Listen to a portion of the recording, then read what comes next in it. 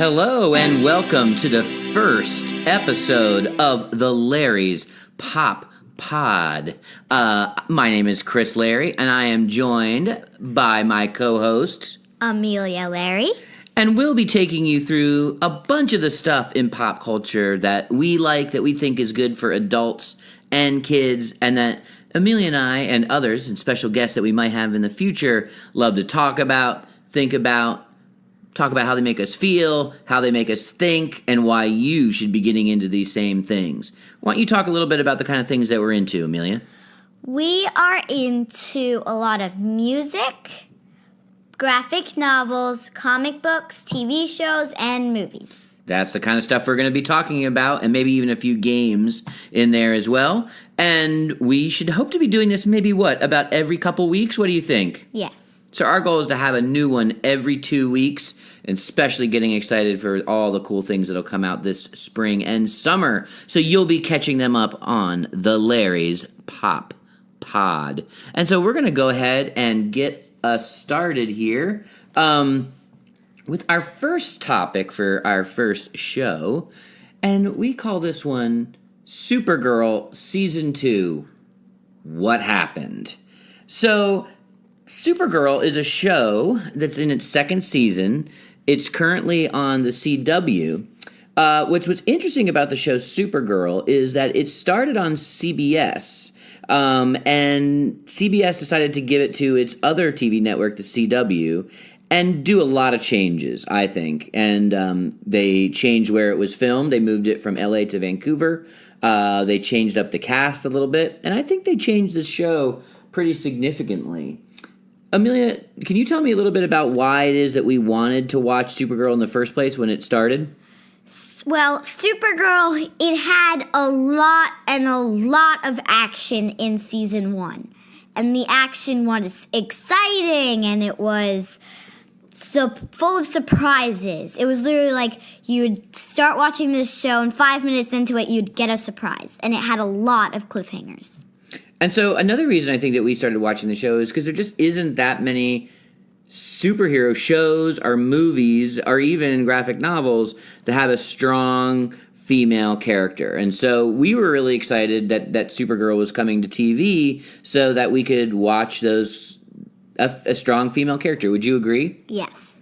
So as a strong young female, what was it like to watch Supergirl, or is to watch Supergirl on TV? How does it make you feel? It feels like, wow, like that is amazing. You just feel something like in some episodes they have Superman come in and they do it together, but I feel like the episodes without him are better. I agree.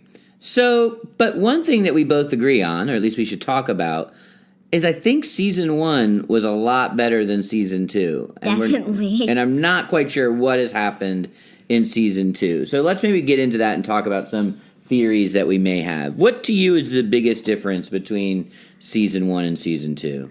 So as I said, season 1 had a lot of surprises, and season 2 does too, but the surprises aren't as they don't feel like surprises to you. They just feel like, oh yeah, okay, I kind of saw that coming. And also, it's a little repetitive. Oh, really? How so? Supergirl has a problem, and she fixes it. Every episode? Basically. They have cliffhangers for different ones, but that's for the next episode. So I feel like maybe if they try to have a problem and Supergirl can't fix it, and so she can fix half of it, but the DEO has to help. Now, one thing, though, this season, Jimmy Olsen, that's his character's name, right? Jimmy Olsen is most famous for being a character in the Superman comics and Superman stories. But in Supergirl, they had him transfer over to where Supergirl is and working at her paper. But this year, they've made Jimmy Olsen want to be a superhero himself, and I think they call him the Guardian. So hasn't the Guardian helped to solve some of those crimes? Yeah, but I mean, like, he never really shows up. I mean, he does, and he kind of helps, but he's a little, I'd say, boring. I have to say, I think Jimmy Olsen being the Guardian is one of the worst things about season 2. They took a character that was okay. He knew about Supergirl. He knew Superman. So that was kind of part of her secret team. And I liked that. But now he was all like, I want to be a superhero too. Why can't I fight crime? And he has the lamest character. And yeah, he most often just hurts what's going on, and he very rarely helps. He has no superpowers. I think it was easily one of the dumbest things they did to sort of make season 2 worst. What do you think? Yeah. And there's another problem. Do you want to say it? No, go for it. Give us what the other problem is. There is too much love. Yeah. What do you mean by that? So, Supergirl used to be on her own, and she was fine that way, and I liked her that way. But now, with all the... I like Alex having a girlfriend. I like that, but Supergirl, I think she could go on her own. And Alex is her stepsister, basically. And I like that, too. I like seeing different kinds of love on TV, and I thought that's been very interesting. One of my favorite things about Season 2. But not every character has to have a romantic relationship. And enough already. I feel like every character in the show basically has a love interest in season 2. And every week it's like 2 or 3 characters like, oh, I'm fighting with my boyfriend. I'm fighting with my girlfriend. Do you love me? I don't know. I love you. It's like enough already. At least half the show is just like a silly romantic comedy drama.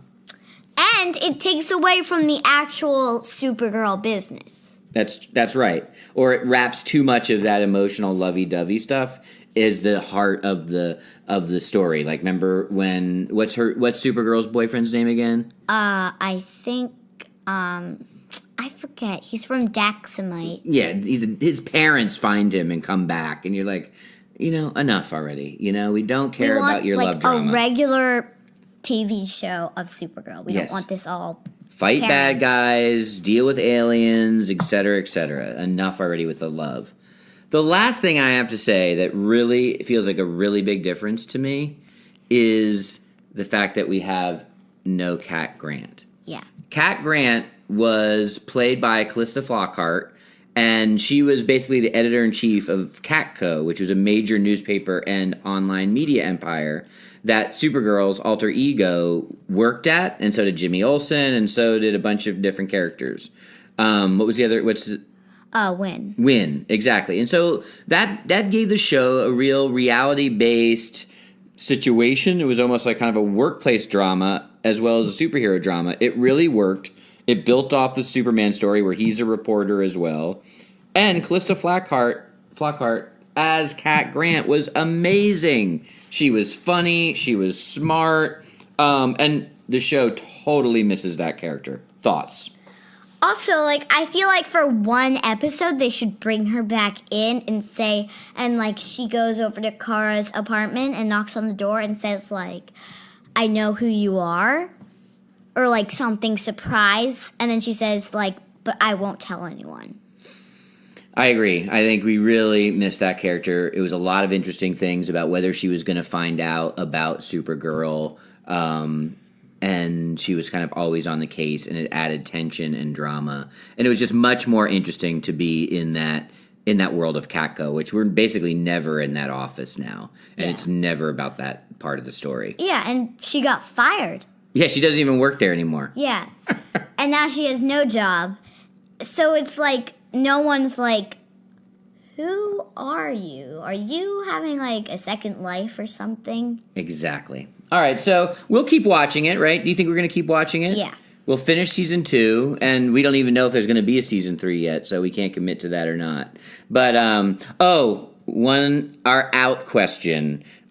Supergirl's done a lot of stunts this year, and by stunts I mean they did a whole crossover thing with Arrow and Flash and the other CW DC Universe TV shows, and they also did a Flash Supergirl team-up musical.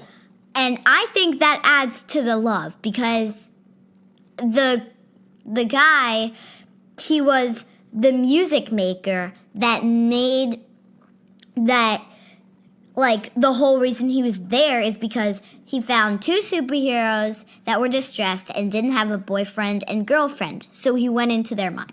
Right. Like that's right. It was so dumb. Like it was all still about love. So let's ask this. So we want to get off Supergirl topic. Were you in or were you out on the Flash Supergirl musical crossover episode? I liked it, but I would like it more, like 100%, if it wasn't the reason that he was there to make love. Was LOVE. Yeah. All right, so you're in. I'll tell you what, I am out on the Flash musical crossover. It was stupid. It didn't make any sense. The songs weren't even that good. And I just thought it was one of the worst hours of TV I've watched all year. So, as we transition here into our next topic, probably be a little bit more positive on this one, and that is the Nimona graphic novel. For those of you that don't know what Nimona is, and I'll read right from the Wikipedia page so I don't get it wrong. Nimona is a fantasy comic by the American comic writer and artist Noelle Stevenson. Stevenson started Nimona as a webcomic while a student at the Maryland Institute of Art. The webcomic was first published in June of 2012 and doubled as Stevenson's senior thesis. Nimona has been published in the form of a graphic novel by HarperCollins in 2015, and 20th Century Fox Animation acquired the rights to create an animated adaptation of the webcomic that same year. And so we're really talking about that 2015 graphic novel release, which we have both read. And before we got this Wikipedia page up so that we could give the real description of this graphic novel, we didn't even know it was going to be maybe an animated movie, which has us very, very psyched. So Nimona is maybe one of the best graphic novels I've read in a long time.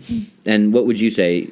I'd say it might be in the top 5 because I've read some good graphic novels. Okay, so it was that good. It was in your top 5. One of the things that I really liked about Nimona was, and we'll get a little deeper into sort of what it was going on and some of the interesting things about it, but it was so emotional. Like, I did not expect to be kind of sad, a little upset, and just kind of feeling a little bit blue after I finished it. How do you think about that? Yeah, it was like Blackheart, one of the main characters, he and Nimona had a strong friendship. And to feel that friendship, I don't know, it just how changed in the end. That's a good way to say it, yeah, how it did change. What do you think was the main point? What do you think Noelle Stevenson was trying to communicate and the story to tell? What were some of the main points of Nimona that you take away? Well, I kind of don't know because it was like packed in with everything else that she added into the story.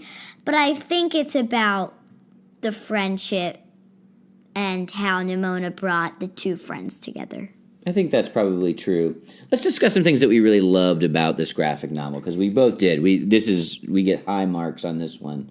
One of the things that I really loved was that it was like kind of a mix of a bunch of different genres. Like it was a little bit like fantasy because there was dragons and knights and swords. It was kind of a lot about science. There was like experiments and crazy scientists and labs.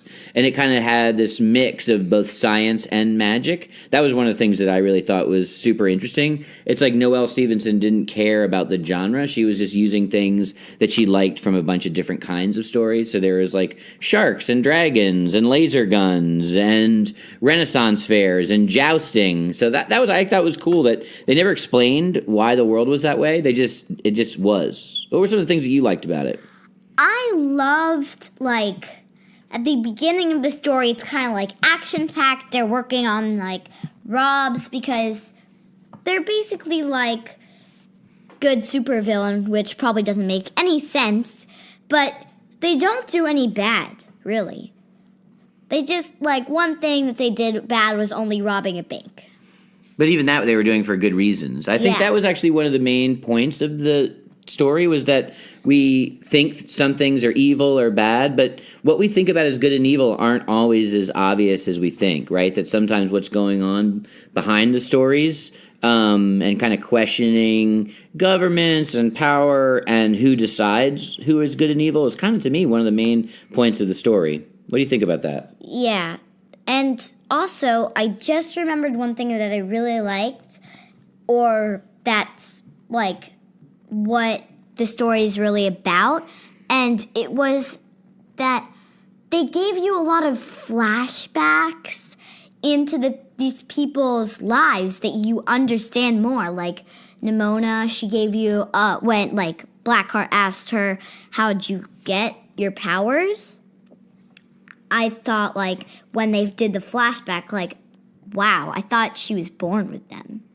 Yeah, they did a lot of flashbacks, especially between Blackheart and his nemesis, and how they were used to be best friends, and then how they became mortal enemies, and about their complicated relationship too. Because Blackheart really had two special friends throughout the entire graphic novel. That Stevenson really starts to investigate the ideas of friendship through these three characters. And friendship, I think, and differences between good and evil and our perceptions of good and evil, I think, were two of the main points of the graphic novel.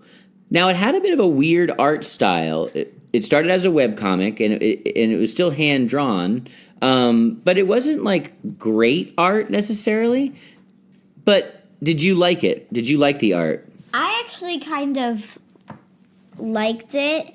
I felt like, even though you wouldn't really wear kind of the stuff that they're wearing now, or like do some of the things, like what she put into these drawings and like put into their faces, like the weird chins they have, I think it's all cool. Yeah, I think it really kind of helps the emotional quality of the graphic novel, because the art's not super detailed, really. So it actually communicates the emotions better, because they're sort of more obvious. Even what she does with some of the facial expressions, it really starts to translate, I think, in some really interesting ways. And so sometimes when I would be reading it, I'd be like, oh, this really isn't that great of art. But then I really thought it fit the style pretty awesomely. So a couple questions I'd like to ask are, one, we're no spoiler alerts. We want you to read Nimona. Go out and get a copy of Nimona and read it for sure. But so we won't give anything away, but do you think that there should be a sequel? And do you think the book opens up the possibility for a sequel? I think there could be a sequel, because I'm not giving any spoilers, but at the end it's kind of like, what? So if they added that, like, little bit more to, it was like a half cliffhanger. So if they added that on, and also I have to add one more thing about Blackheart. He only has one arm. He has a robotic arm that his best friend cut off. Right. There's a lot of complicated stuff going on in terms of these people's relationships.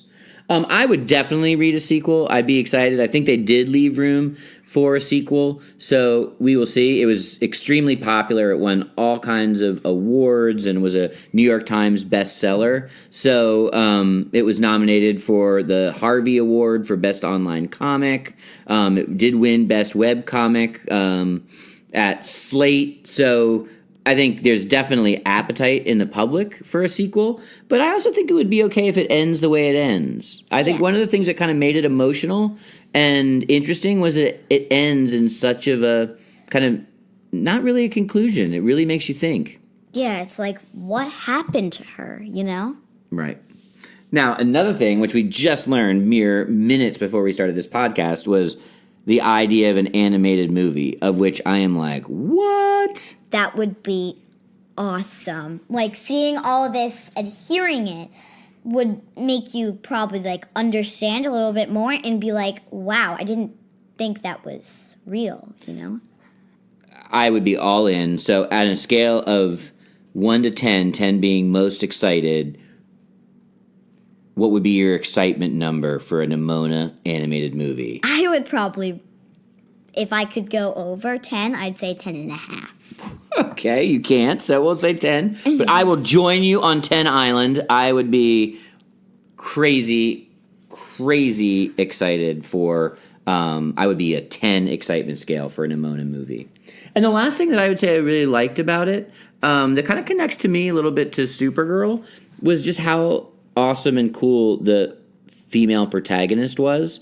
And she was different, right? She had her own look. She wasn't all like blonde hair and like super like glammed out. There was no real romantic stuff that ever came up. So I thought it was a really kind of, Nimona herself was a really cool, different kind of female superhero. And I'm going to call her a superhero, even though theoretically in the book she's a supervillain. I also think like she's like the only girl in the main character, like, of this story. And I don't know. It just, like, I love this. Like, it shows a lot of things. A girl hanging out with a boy, not really love, but doing it together, fighting, not really fighting, but doing what they're doing. Yeah, sometimes fighting. And remember, the director was a woman, too, that ended up being the real bad guy. So it was a real good balance of female and male characters. So we're going to change direction a little bit for our third and final deep dive topic. And that is a card game that we have really been loving for the last couple of months called Gubs. And I'll give you a little bit of what Gubs is. Gubs, as they describe, is a game of wit and luck that invites you to partake in the secret struggle of the Gubs. Each player competes to build the largest, strongest colony by the time the 3 dreaded letter cards emerge from the deck. So Gubs is your kind of standard card game, that has different characters or different events or different things. And basically you play the game by doing whatever it is that the cards tell you to do, which is actually one of the great things about the games. It really takes, 2 or 3 minutes to learn how to play, because most of the gameplay is actually being described to you on the card. And also, it's not that complicated. You don't have to be, oh, darn it, I messed up the rule. But one thing we did when we started this game, we picked up our card last to end our turn. I personally think that's a better way of doing it, but the real way you play is to pick up the card to start your turn. Yeah, we misinterpreted a key piece of the rules, although I think I agree with you. I think I like our hack on the rules a little bit better. Why do you think Gubs was an instant hit in our family and with some of our friends? Well, I think it's just like, it's like exciting and you have to get your whole army, and like if you pick up a card, you're like, no. And also there's like these hazards in it, which I won't give away too much, but it's like once you pick up the card, it's like if you have so many Gubs, which are the little creatures, and then it's just like all Gubs go into the discard pile. It's like, what? I worked on that, so it's like full of surprises and excitement. It is fast-paced. That's one of the things I like about it. It's like you think, oh, I'm winning or I'm doing well. That could all change by the time someone else plays a card. It's very fast-paced. It's also funny. Like, what is Gubs? Well, Gubs, which we noticed after we played, is actually bugs spelled backwards. Yeah. So Gubs are these little yellow creatures. They're like crickets or grasshoppers, kind of. Yeah. And the art is great. I love the art on the cards. It's funny. The game has a sense of humor. And you can play like even a couple hands, even like in an hour. So it really does go fast. One thing I'd like to talk about, which I think is actually the biggest innovation of the game to me, And we should mention that Gubs is made by the company who does a bunch of other good games called Game Right. And they really do make smart games. They have a lot of the other card games like this, and they're really doing games that help you think and really mix fun and critical thinking if we want to get all educational about it. But the big innovation in Gubs in particular is this idea that the game can end at any time. Do you want to explain how that works? So, there are 3 cards that are G, U, and B. Once you pull from the whole deck, G, U, and B, even if you're not done with the deck, the game is over. So you kind of get this feeling the game could be over very fast, and then it ups the tension in the game when when any of the letters get pulled. So sometimes when you're playing and 2 of the 3 letters are out there, you know the next card can stop the game. So you win the game by having the most Gubs on your team. So you really are always having to think like, how do I play Gubs? Which brings us to my maybe last point about how much we love this game, and it also kind of connects to how we sort of hack some of the rules ourselves because we love the game so much. So did we write a song or have a little tune that we make up when you play your Gub cards? So if you get a Gub and it's your turn and you play the Gub, you have to say Gubby Gub Gub Gub. Gubby Gub Gub Gub. So yeah, and if you want to barcode it, you can go. I don't know. What's that one? Because you can protect your Gub. So I don't know. Basically, we just started doing anything to bubby bub bub bub, and so it's really fun. And all of our friends that started playing the game, they love the song, and so you actually, when you play certain cards, we have all these different tunes and songs that you play, which just adds a fun piece of the game. And it shows you how much we love playing it, and our friends love playing it too, that we have all these little customs and hacks and traditions that we came up while we play the game. Gubby Gub Gub Gubs. Gubby Gub Gub Gub. All right, so we're about wrapping up in our very first episode of the Larry's Pop Pod. But I did want to say a little bit of a sneak preview of what we might be excited to talk about on future episodes. So maybe I'll start off and then you can go next. Literally just today, I had Amelia watch Guardians of the Galaxy 1, which, did you like it? I loved it. So we did that because we wanted to be prepared for Guardians of the Galaxy 2, and we're very excited about Baby Groot. So I guess I'm excited in the future for us to do our review of Guardians of the Galaxy 2 when we go see it in the theater. So that's what I'm looking forward to and excited to talk about on future episodes of the Larry's Pop Pod. Amelia, Larry? I am excited for which, a little spoiler alert, we are going to have a special guest, and on that episode, we are going to do one on Survivor. And to be specific, I like the final is coming up, so I definitely want to watch that to see who wins the $1 million. So should we have a discussion and a special guest about Survivor before we know the winner and predict, or should we talk about it after we know everything? I think maybe we should predict now. Now? I'm not prepared. Okay. So maybe we'll talk about Survivor with our special guest after the final episode so we can know who won. Yes. All right. So thank you for listening and joining with us on our first episode of The Larry's Pop Pod.